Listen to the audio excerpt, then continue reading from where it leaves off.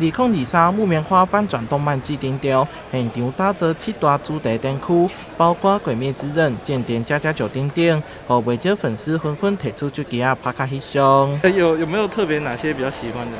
就《间谍加加九》跟九九。《鬼灭之刃》比较喜欢《鬼灭之刃》跟那个利可利斯。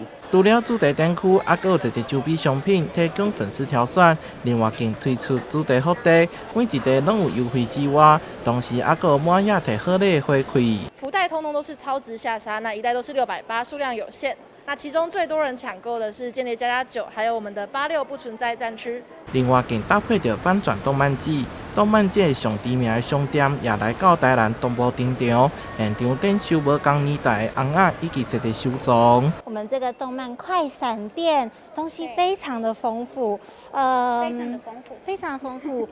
从70年代的哥吉拉到2023年的什么作品？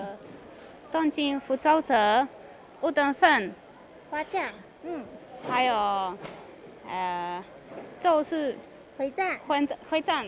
我的英雄学院，你们可以想到的所有作品，几乎都可以在这边找得到。除了展览以外，还佫特别伫假日规划一活动，将会有上强的 cosplay 大会师，另外更有周边商品限量发送。展览一路展出到4月17号。